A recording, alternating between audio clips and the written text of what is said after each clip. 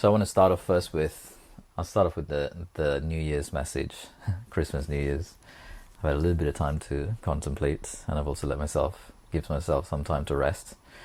And as I was sitting with what I'd like to share, from the perspective of inner work, obviously, because that's my area of expertise, and looking at life as it stands right now, the world, in all the different, perspectives like economy and technology and politics and finance and all of that, which I'm not an expert in any one of those fields, but I know the broader kind of strokes of where things are at right now, the condition, the state of the world today, and with technology growing at, I think, the pace of 200 years in a year, if that's not out of date yet. I think that was one of the things I saw in this last year, in 2024, with AI and robotics, and also the state of the world economy and global, let's say, levels of peace, which is not very peaceful. In some places it's the opposite.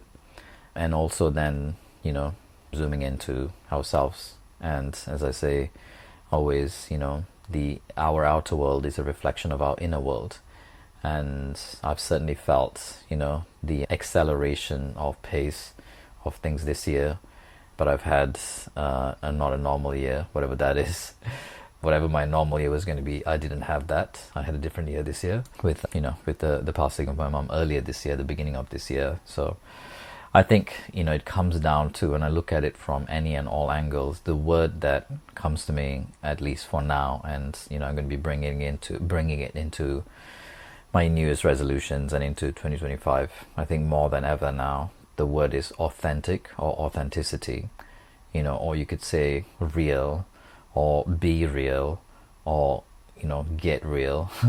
So these are just different ways of saying the same thing. And if your fear is, will my job be taken by AI one day soon? The answer is authenticity. I can't find the relationship that I want. The answer is, I would say, authenticity. In a world of instant gratification, instant everything, more instant than ever, the one thing that still stands stronger than anything else, I'd say, about the only thing in many kind of arenas, is realness, is authenticity. So fear not. You can just let the crowds go in that direction that they're going. And I can't remember, a very clever person, one of those clever people said, go in the opposite direction. Maybe it was Warren Buffett, or one of those people with a lot of experience, right, in life and in an area of their life. So in case you've been worried this year in 2024, and things have been happening around you in all sorts of good and maybe also crazy ways, I think more than ever, the focus, in my opinion, is authenticity. Being real, getting real with ourselves to begin with, and then with our lives. So for me, as I'm entering into the new year, I've just started focusing on it today and thinking about it today, contemplating. And that's what kind of stands out to me. So in your journey today, wherever you are, I would say it's a good time to assess, right? I think a lot of us do this kind of period of assessment of our year that's gone past. And I'll speak for myself. I normally look at the year gone and the year that is coming. And this time I think what I want to do is look at the year gone and the last decade gone, and the decade that is coming. And coming as in what I'd like to make happen, what I'd like to call forth and make happen, and reverse engineering the results of what I'd like to happen 10 years from now, and beginning that process today. And if whatever your dreams and aspirations are that you'd like to call forth and manifest, if you could, this, I think, is a powerful thing about our mind, is that we can play things out, we can play thoughts out, right, without having to live it first. We can do it in our minds. So what are the areas in your life that you'd like to be different? And I'm sure we all do that every year. And it's the difference between the things that actually manifest, as in come true, and the things that don't. What are the differences? What actually worked and didn't work? What didn't go to plan, right? Or was just completely left field, like some of us got this year. I got mine at the beginning of the year and changed my year completely. And so therefore, what are you prioritizing? Right? What are you going to be putting your time and effort and energy and resources into this year that is going to give you the results, not just a year from now, towards the end of next year, around this time, 27 to the 31st or the 1st, right, next year, and 10 years from now.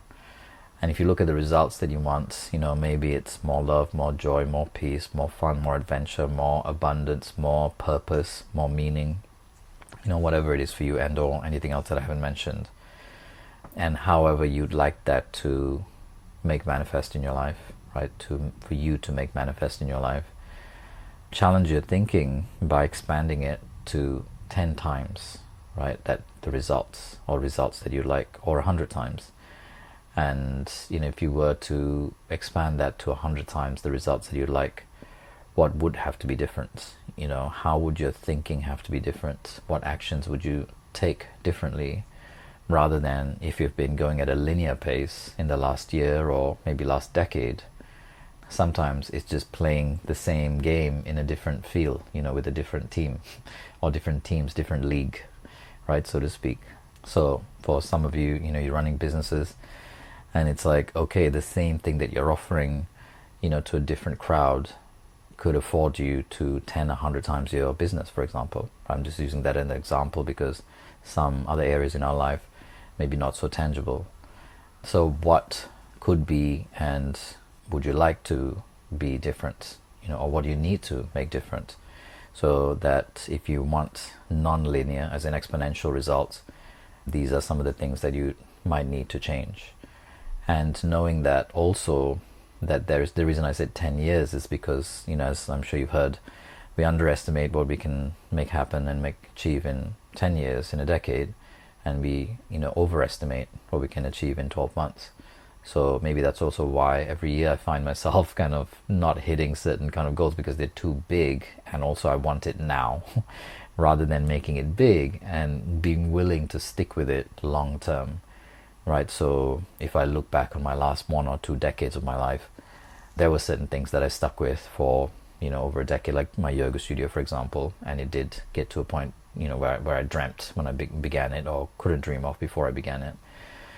So what are some of the things that you would like to make happen? And if you kind of, expanded the time horizon and allowed yourself to slow down and take smaller steps, and, in smaller increments, in a world that demands more. I say the world demands more time, but actually we let ourselves get distracted. That's kind of what I mean. We distract ourselves, right? If we talk about from a place of taking responsibility for our own lives, we allow ourselves to get distracted. So therefore, our priorities get mixed up. Therefore, our results are mixed up. And if you look at the results that you have today, you could say, you can reverse engineer that. What happened in the year? If you look at your schedule, and if you look at your bank account, as in like where we've focused our resources, right? Our time, effort, energy, focus. That's the result that we have today. And when I look at this year and where I'm at right now, that's true for me in my life, where I've put my resources.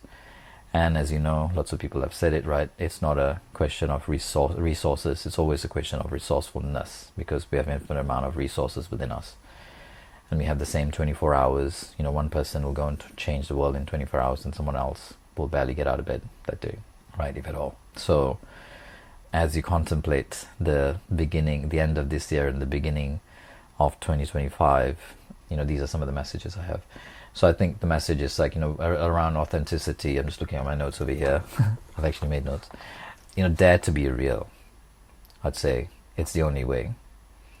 Whether it's you wanting to be effective, like stand out on social media, or, build a business, or get into the relationship, that you've been dreaming of and yearning for, or healing the relationships that you're in, or your body and your health, any area that I look at, purpose, any area, it's this would be the answer. I'd say get real and be real, right? So real, authenticity is the word that comes to me. So therefore, being willing to have an honest look at things without judging yourself and beating yourself down, and actually looking at, okay, this is the state of affairs right now in my life. This is where I'm at. Am I happy with that? Is this what I'd like? Is this what I'd like to continue? And if not, then what results do I want, and why, and how can I reverse engineer that so that I can have, and start that process, right? So that's the other message. It's like, what can you start today that you can realize the results in 10 years? And when you have that kind of longer term horizon, it probably won't take 10 years. And if it did, it's okay, right? Like, you've planned for it anyway. What do you need to, the other word is focus.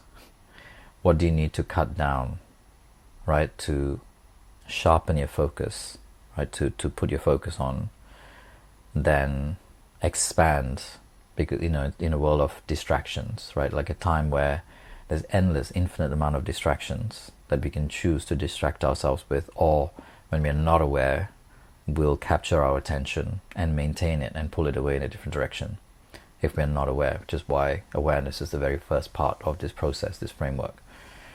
So what do you need to cut out of your life? That is, what are the distractions? And what do you choose to focus on? What do you choose to commit to?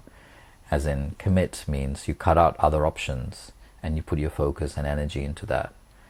And, if you put all your focus and energy into one thing, the chance of that thing actually succeeding, however you define success to be, is infinitely higher than if our attention is distracted and, diffused, right? Like across many things.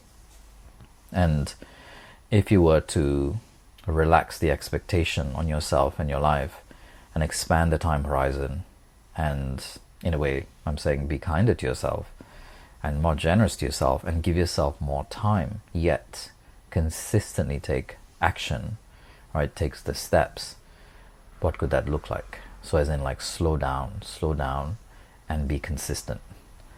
And if you don't have time, then start with small increments, but make it as consistent as possible. In other words, build habit, build discipline, right? These are all things that are kind of unsexy, right? In a world of everything being instant, just give me a tablet and I'll just have it now, right? And mask over everything else. And by the way, I don't have a problem with tablets, just to say. And if you need an excuse, use this time of the year, right? Use New Year as an excuse, as a reset, and look at how many New Years you've had and how many times, right, you've made resolutions, and why some of them worked and why some of them didn't, or why none of them worked, or why all of them worked, whatever your state of affairs is and was and is. And the other thing I'd call attention to is, in a world of shallow and instant, go deep. Focus and go deep. Specialize. Your attention, focus your attention and become the expert. And in that field, that area of your life, that area of your business or career, right? Because, if I'll use another business analogy, it's like, the more focused you are, the sharper, let's say, your niche, or the kind of people that you are serving, the same product, same service, you can charge way more. It's the same thing in our lives. Like, rather than just diffuse attention, when you focus your attention, your energy, your efforts, you're much more likely to get greater results. But be willing to, loosen the grip on yourself and give yourself more time. And as much as I say focus, what sounds like a opposing view as well. It's like, another lesson I had this year, if it's useful to you, you can, go ahead and use it, is now, not later. Last year this time, I assumed that I would have more time with my mother, and I didn't. I had exactly a month, and then she was gone. And obviously I had no idea. So it makes things that, we assume, like I assumed I'd have another decade, at least, with my mum around. And that was not what happened. And, in a time like this, like Christmas and New Year, we have an opportunity to sit with what's actually really important. And I have no regrets, because, my mum was important to me, and I did everything I could to have the most amazing relationship with her. But what about you? What's important to you in your life? And what have you been delaying that, if you delayed more and if you didn't have another day, or if they didn't have another day, that you would regret, right? And you would have to carry that and probably work on it. And trust me, it's easier to have the conversation than do decades of work on it later. Speaking from experience as well, obviously. And then base your life on truth. So often I learned kind of earlier in this year, I went through my process of grief, and so much was going through in my mind and emotionally. And there were periods where I had like very, very low periods, which I've never hit before in my life. And I realized that I was basing my life, around about that time on my emotional landscape. And what I learned about my emotions is that this moment I feel this now, and next moment I can feel something else. So rather than basing my life on my emotions, to actually allow myself to acknowledge and feel the emotions, but to also look at the truth of the situation, right? And so therefore I'd say seek out the truth and build your life on the foundation of truth in your life, rather than just how you feel right now.